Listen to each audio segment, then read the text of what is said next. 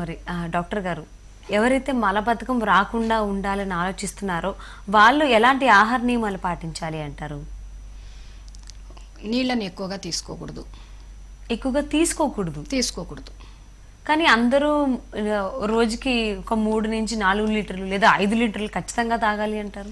అదే కదా, అది అవగాహన లేక వాళ్ళకు అసలు నిజం తెలియక ఆ విధంగా తీసుకుంటున్నారు. అందరూ ఫాలో అప్. అంటే ఇప్పుడు మనకున్న సమాజంలో ఎవరైనా ఏదైనా చేశారనుకోండి, ఇమ్మీడియట్గా దాన్ని ఇతరులకు చెప్పడం మొదలు పెడుతున్నారు. అది ఆ బాడీ వరకే తెలుసు. ఆ బాడీ తను ఇప్పుడు మీరున్నారు, మీకు 3 లీటర్లు తాగితే మీకు కరెక్ట్, కానీ అదే మళ్ళీ తిరిగి నాకు చెప్పారనుకోండి, నా బాడీకి ఎట్లా కరెక్ట్ అవుతుంది? అది తెలుసుకోలేకపోతున్నారు.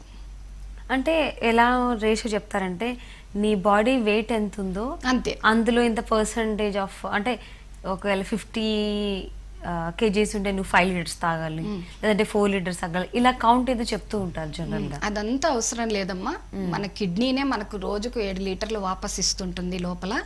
ఇదంతా కూడాను మనకు డైజెస్టివ్ సిస్టమ్కి అన్నిటికీ సరిపోతుంది. తర్వాత 98% వాటర్ అనేటువంటిది మనకు ఉంది. మన శరీరమే 3 సముద్రాల లోపల ఉన్నాయి, 1% మాత్రమే భూమి ఉంది. 3% లోపల వాటర్ ఉంది, 1% మాత్రమే భూమి ఉంది. కాబట్టి అంత వాటర్ తీసుకోవాల్సిన నెసెసిటీ మనకు లేదు.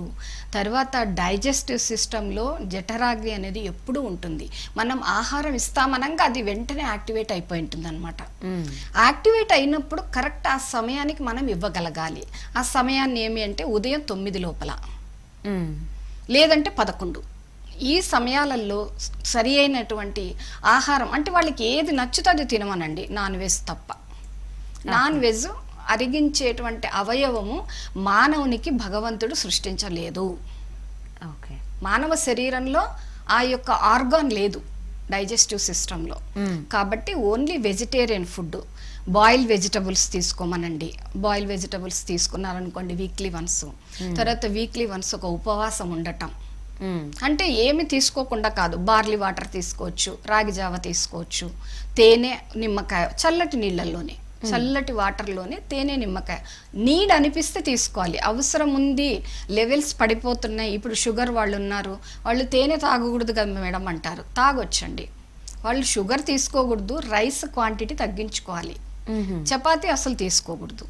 అలాంటి వాళ్ళందరికీ కాన్స్టిపేషన్ ఉన్నట్లయితే వాళ్ళు ఈ విధంగా చేసుకోవచ్చు అనమాట. అసలు మనకు అన్ని మిల్లీ గ్రాములతోటే పని. మనకు మిల్లీ గ్రామ్ అంత ఇస్తే చాలు. బాగా నమిలి తినటం వల్ల మనము చిన్న క్వాంటిటీలో కప్ ఆఫ్ రైస్ తీసుకున్నా, హాఫ్ చపాతీ తీసుకున్నా 24 hours వర్క్ చేస్తుంది మన బాడీ. ఓకే. కాబట్టి తీసుకునే వాళ్ళు ఈ విధంగా ఆహారాన్ని, నేను ఉండలేకపోతున్న ట్యాబ్లెట్లు వేసుకుంటారు చాలా మందికి, చాలా ట్యాబ్లెట్స్ ఉన్నాయి. అలాంటి వాళ్ళు ఆహారం తీసుకోకుండా ట్యాబ్లెట్స్ తీసుకోవడానికి వీల్లేదు. అలాంటి వాళ్ళు కొంచెం వాళ్ళ ఆహార విషయంలో పండ్లు తీసుకోవటం, ఫ్రూట్స్ ఎక్కువగా వాళ్ళు తీసుకోవడం అనేటువంటిది చేసినట్లయితే, కుకింగ్ ఫుడ్ చాలా తక్కువగా, ఎంత తక్కువ అయితే అంత తక్కువగా, మెయిన్ మినప్పప్పు, కందిపప్పు ఇలాంటివి ఎక్కువగా అవాయిడ్ చేయాలి. ఓకే. దాంట్లో ప్రోటీన్స్ ఉంటాయని తినేస్తున్నారు, కానీ గ్యాసెస్ ఫామ్ కావటం వల్ల కూడా మలబద్ధకం అనేది వచ్చేస్తుంది. ఓకే అండి.